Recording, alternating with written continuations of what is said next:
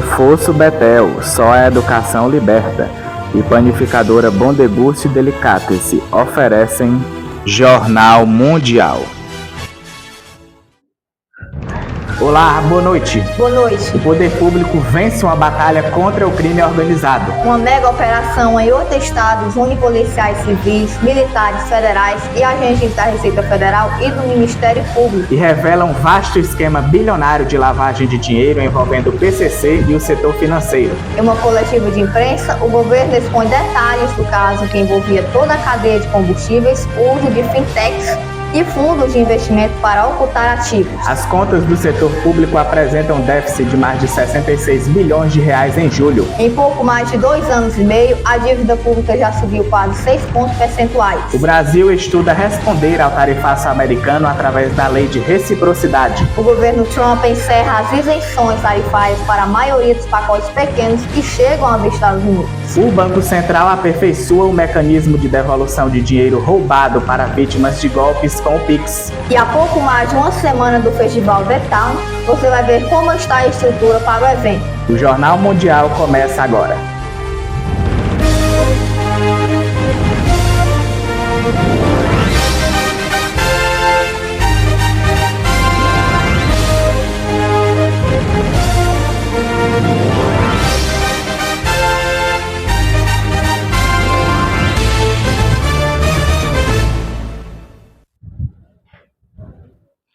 As polícias civil, militar e federal e agentes da Receita Federal e do Ministério Público realizaram ontem uma mega operação em 8 estados brasileiros contra um vasto esquema de lavagem de dinheiro envolvendo o crime organizado e o setor financeiro.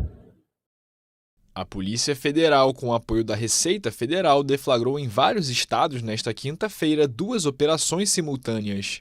O objetivo é desmontar uma gigantesca rede de fraude e lavagem de dinheiro no setor de combustíveis que usava fintechs e cerca de 40 fundos de investimentos para ocultar ativos.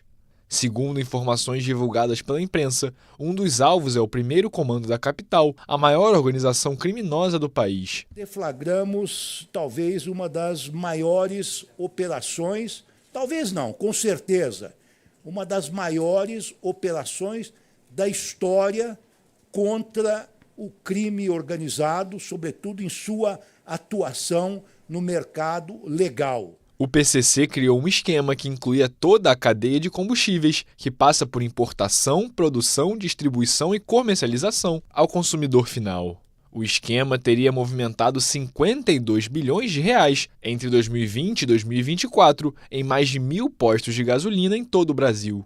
As forças de segurança cumprem 350 mandados de busca e apreensão entre pessoas físicas e jurídicas em 8 estados da federação, inclusive São Paulo e Rio de Janeiro. O governo detalhou ainda ontem os detalhes da operação. O caso envolvia toda a cadeia de combustíveis, o uso de fintechs e fundos de investimento para ocultar ativos. A mega operação lançada nesta quinta-feira por uma força-tarefa contra o crime organizado foi tema de uma coletiva de imprensa em Brasília. O ministro da Fazenda, Fernando Haddad, e autoridades da Polícia Federal e Receita Federal deram mais detalhes sobre o esquema, que movimentava somas bilionárias lavadas através de postos de gasolina e depositadas em instituições financeiras. A estrutura nessa operação Carbono envolveu toda a cadeia na parte da economia real, importação, produção, distribuição e comercialização até o consumidor final do mercado de combustíveis. E, na parte financeira, ocultação e blindagem de patrimônio, num esquema semelhante à ocultação de sócios de paraísos fiscais. De acordo com o governo, as chamadas fintechs, plataformas digitais de serviços bancários e financeiros, e cerca de 40 fundos de investimento eram usados para ocultar ativos. As autoridades apontaram como cabeça do esquema o primeiro comando da capital, conhecido pela sigla PCC, uma das principais organizações criminosas do país, que opera enviando para a Europa cocaína produzida na América do Sul. O esquema desbaratado operava em toda a cadeia produtiva de combustíveis, incluindo distribuidoras, transportadoras, empresas de produção, refino e armazenamento, assim como na rede de postos de gasolina e seus pontos de venda. A organização lavou pelo menos 52 bilhões de reais entre 2020 e 2024, em mais de 1.000 postos de combustíveis em todo o país.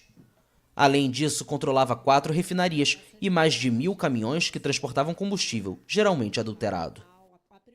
141 veículos apreendidos, 1.500 veículos sequestrados, mais de R$300 mil em dinheiro apreendido, 41 pessoas físicas, 255 pessoas jurídicas, bloqueio de mais de R$1 bilhão e bloqueio total de 21 fundos de investimento, fundos fechados de investimento, além de sequestros de 192 imóveis e 2 embarcações.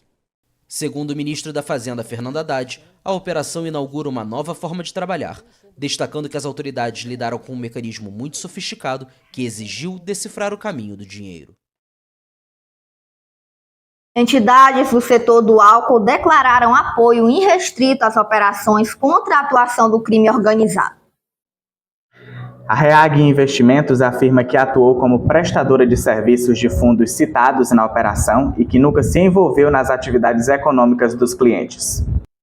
O Banco Genial informou que o fundo suspeito de irregularidades foi estruturado por outros prestadores de serviço e transferido à instituição em 2024 após as devidas diligências. Afirmou também que não recebeu qualquer notificação oficial sobre a investigação e que, ao tomar conhecimento pela imprensa, renunciou à prestação de serviços ao fundo. A usina do Grupo Virgolino de Oliveira declarou que está colaborando com as autoridades. Nós não recebemos resposta do BK Bank, do Grupo Uaster, da Copap, da G8 Log, da usina Itajobi e da defesa de Mohamed Murad, e não conseguimos localizar a defesa de Augusto Lemer da Silva. O governo brasileiro está avaliando acionar a lei de reciprocidade para retaliar as tarifas de 50% adicionais aplicadas por Donald Trump sobre os produtos brasileiros. A medida vai ser estudada por um grupo de especialistas dentro do Ministério do Desenvolvimento, Indústria, Comércio e Serviços. O Brasil estuda a possibilidade de responder com reciprocidade às tarifas impostas pelos Estados Unidos aos produtos brasileiros. A informação foi confirmada nesta quinta-feira à AFP por 2 funcionários do governo. Uma fonte confirmou que o presidente Luiz Inácio Lula da Silva autorizou uma análise interna para determinar se tomará medidas comerciais contra Washington, após as taxas de 50% impostas pelo colega americano Donald Trump. O Ministério do Desenvolvimento, Indústria, Comércio e Serviços terá 30 dias para determinar se as tarifas americanas se enquadram na Lei de Reciprocidade Econômica.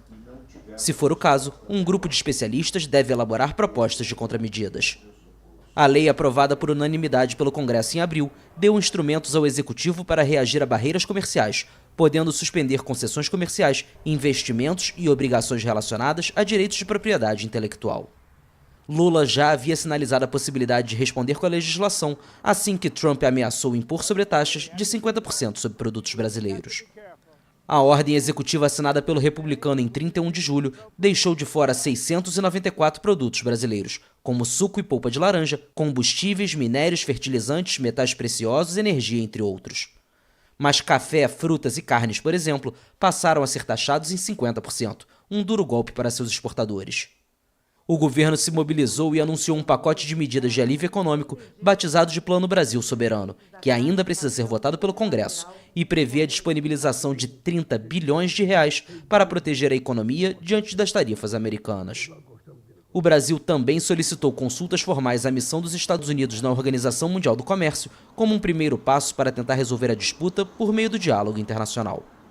Trump justificou as sobretaxas com o argumento de que há uma suposta caça às bruxas contra o ex-presidente Jair Bolsonaro, aliado de extrema-direita, julgado por tentativa de golpe de Estado durante os atos de 8 de janeiro. Diante das tarifas impostas pelos Estados Unidos, o Brasil, o maior produtor e exportador de café do mundo, espera que a dependência americana de seus grãos lhe rendam isenção, mas também atrair novos mercados. Os Estados Unidos são o principal destino das exportações brasileiras de café, que, assim como a carne, está sujeito a um imposto de 50% desde 6 de agosto, por decisão do presidente Donald Trump. Outros produtos, como o suco de laranja e as aeronaves, foram isentos desta medida tomada como represália pelo julgamento contra o ex-presidente Jair Bolsonaro, aliado de Trump, por suposta tentativa de golpe de Estado. A expectativa do setor é que o café também entre na lista de exceções em algum momento. Os americanos são os maiores consumidores de café do mundo e a produção local é insignificante em comparação com a demanda. Cerca de 1/3 do produto importado pelos Estados Unidos vem do Brasil. Segundo dados do Conselho dos Exportadores de Café do Brasil, mais de 16% das exportações de café brasileiro tiveram o mercado americano como destino no ano passado, com um volume de 8.100.000 sacas de 60 quilos. Em um e-mail enviado à agência France Press, Jorge Viana, presidente da Agência Brasileira de Promoção de Exportações e Investimentos, afirma que os Estados Unidos terão dificuldade para encontrar novos fornecedores em um volume tão grande. Por isso, o Brasil ainda não desistiu de tentar negociar. Por outro lado, o país tenta encontrar novos mercados.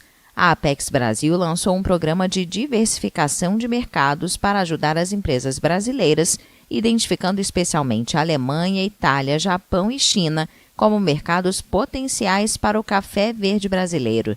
Como um sinal, a China, grande rival dos Estados Unidos, anunciou no início de agosto que abriria seu mercado a cerca de 200 empresas exportadoras do queridíssimo café brasileiro. Os preços mundiais do café dispararam no início do ano devido à significativa redução de oferta, causada, entre outras coisas, por uma histórica seca no Brasil no ano passado. Era esperada uma tendência de baixa dos preços, mas a imposição das tarifas mudou o cenário. Márcio Cândido Ferreira, presidente do Conselho dos Exportadores de Café do Brasil, prevê um forte aumento a curto prazo e afirma que os primeiros a pagar essa conta serão os consumidores americanos.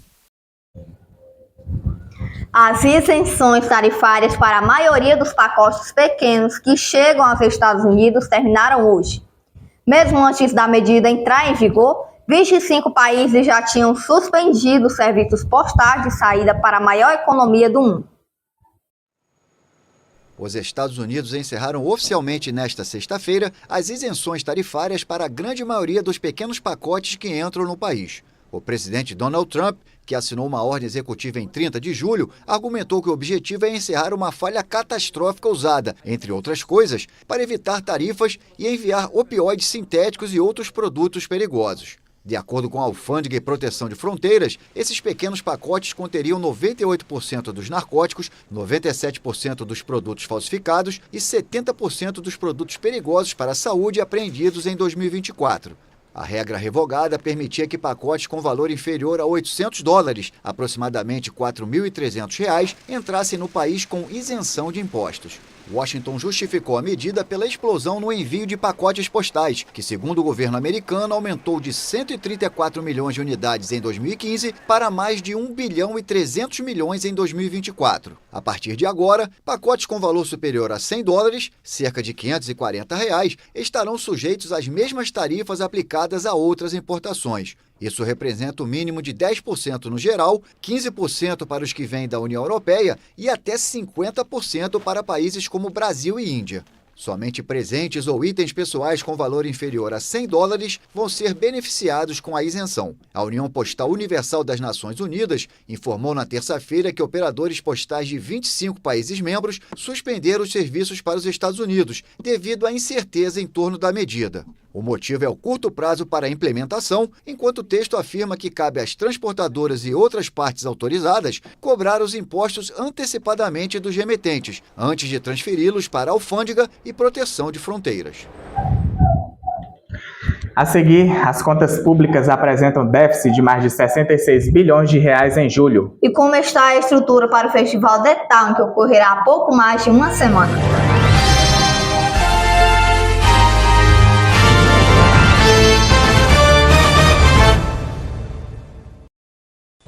Jornal Mundial é patrocinado por Reforço Betel, só a educação liberta.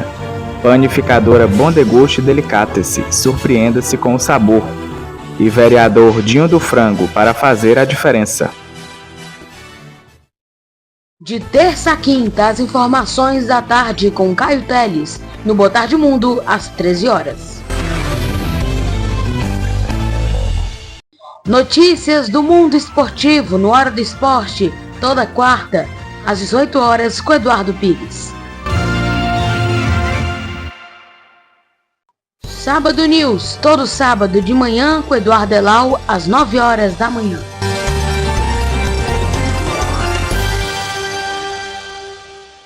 Revista do Domingo, seu noticiário no domingo, com Clara Bezerra, às 19 horas.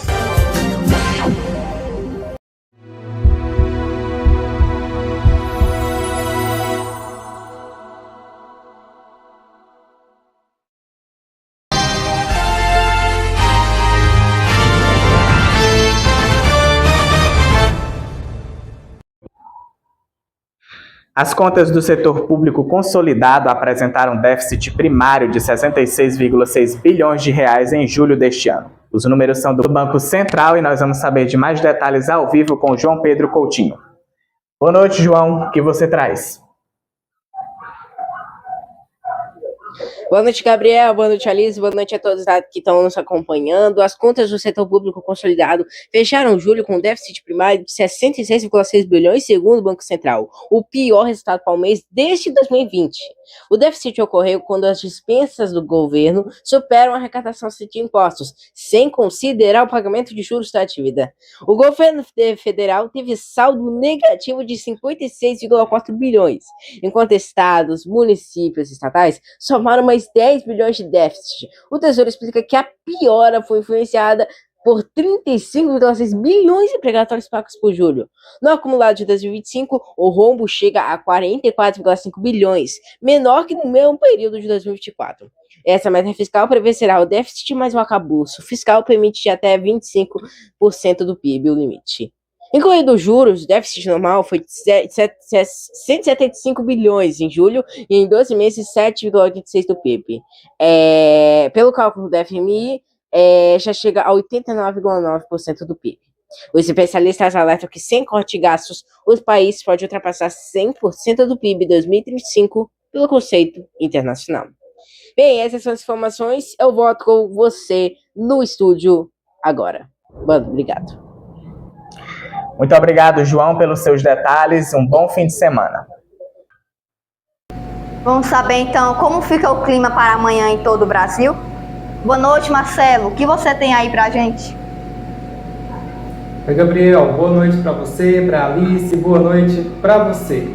No norte do país, o calor e a umidade continuam predominando. O sábado terá pancadas de chuvas frequentes, especialmente no Amazonas e no Pará, com temperaturas entre 25 e 30 graus. No centro-oeste, o sol predomina durante todo o final de semana. O tempo seco exige atenção à baixa umidade relativa do ar, que deve ficar entre 20% e 30%. Na região nordeste, o sábado terá variação de nebulosidade e possibilidade de pancadas rápidas de chuva em áreas litorâneas, como na Bahia e no Rio Grande do Norte. No fim de semana, o clima no litoral do Ceará será marcado por vento constante e calor.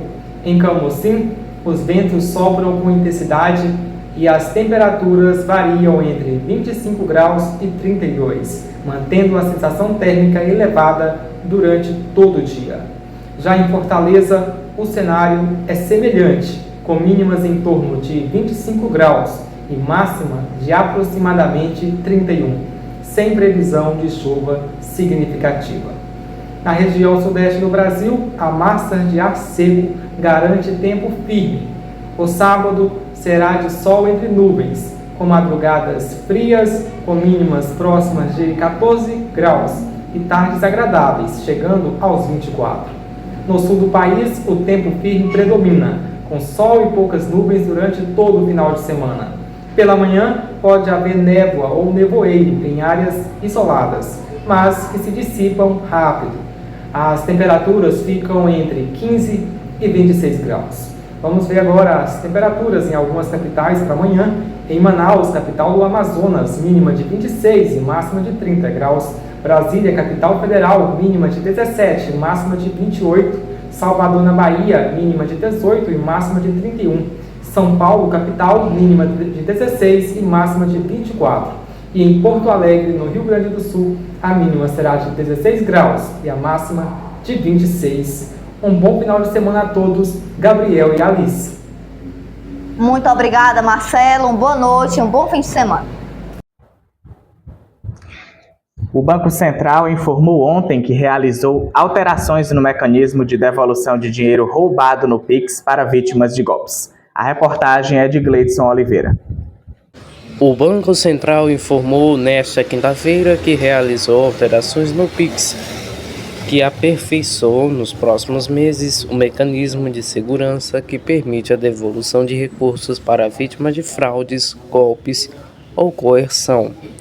A instituição lembra que, pelas regras atuais, a devolução dos recursos é feita apenas a partir da conta originalmente utilizada na fraude, mas observa que os fraudadores normalmente conseguem retirar rapidamente os recursos dessa conta e transferi-los para outras contas.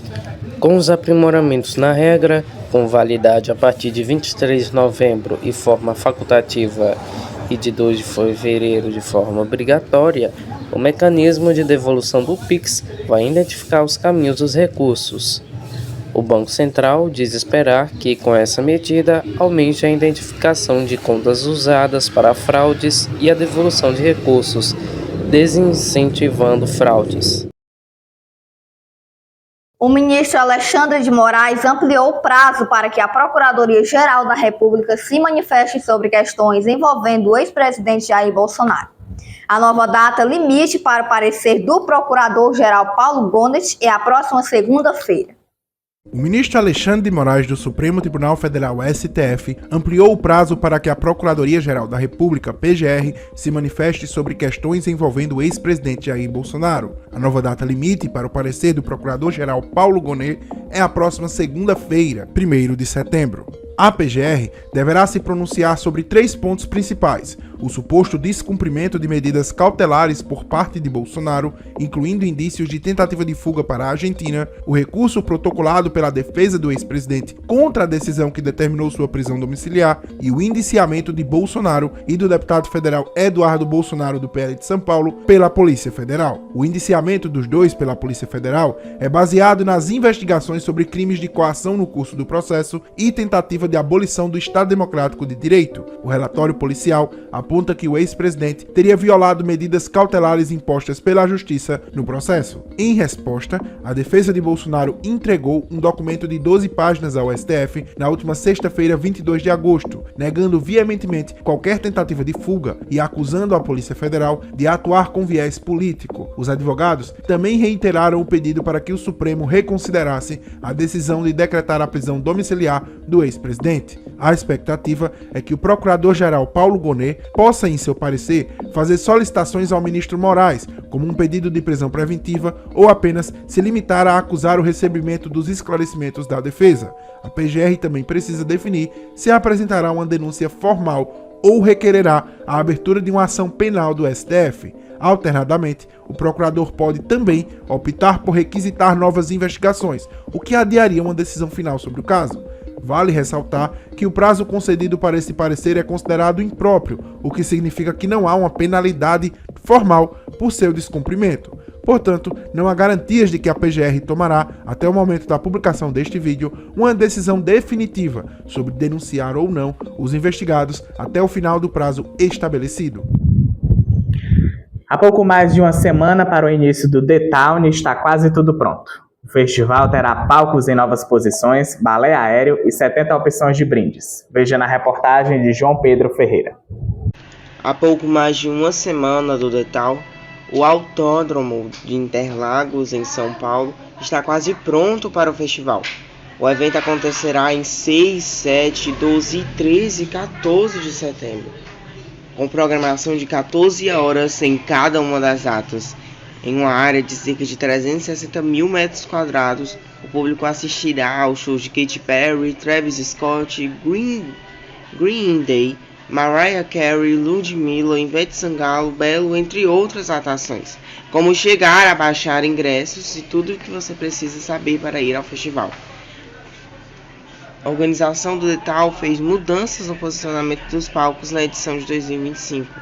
Palco Skyline, Palco The One, Palco São Paulo Scare, Palco Factory, Palco Quebrada. O Detal não é um festival só de música. As opções de entretenimento são atrações à parte para o público. Interações com as marcas é um ponto alto para muitos frequentadores do festival. Em 2025, o gramado do Detal terá 80 ativações de marcas que prometem distribuir mais de 70 opções de brindes aos participantes. As lojas de produtos oficiais também estarão disponíveis, oferecendo a variedade de itens licenciados. Um colorido contingente de membros do Clube Mexicano de Palhaços participou da 25ª peregrinação anual à Basílica de Guadalupe, na Cidade do México, para agradecer pelos favores recebidos, rezar por novos pedidos e lembrar sua unidade e devoção. Em um ato de fé e devoção, um grupo vibrante formado por membros do Clube Mexicano de Palhaços participou da 25ª peregrinação anual à Basílica de Guadalupe, na Cidade do México. Após uma longa jornada, eles agradeceram à Virgem de Guadalupe, considerada a padroeira do país, pelos favores recebidos. Viemos todos os anos agradecer a Deus pelo nosso trabalho, agradecer pela nossa saúde e pelas bênçãos contínuas da Virgem de Guadalupe em nosso entorno. Desde 1992, o grupo agradece à Virgem de origem mestiça. Com profundas raízes históricas e sociais na cultura mexicana, a comunidade de palhaços tornou a visita ao templo uma tradição. Além do entretenimento, a imagem do grupo também está ligada à crítica social por meio do humor. Desta vez, além das tendas e dos circos, eles também relembraram sua união.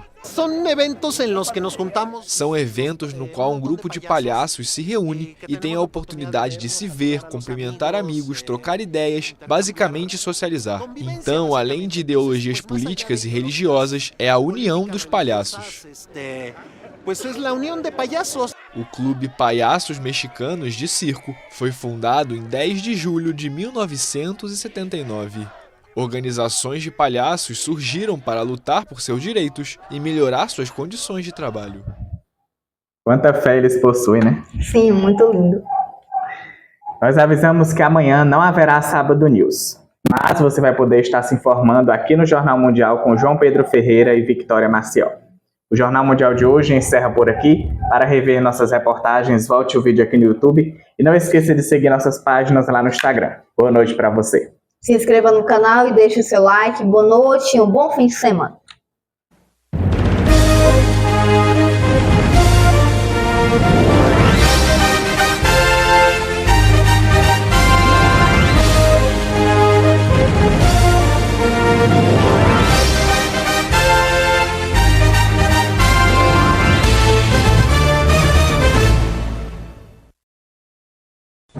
Jornal Mundial é patrocinado por Reforço Betel, só a educação liberta.